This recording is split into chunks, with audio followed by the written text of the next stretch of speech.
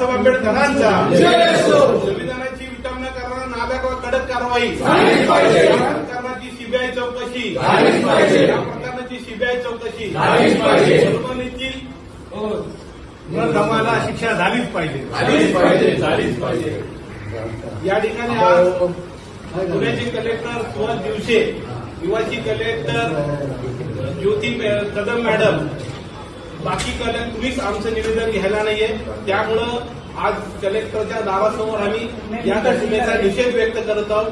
आणि या ठिकाणी आज परभणीमध्ये एवढी वाईट घटना घडली आहे तरी आज पुण्यामध्ये कधीही वातावरण पिटू शकतं.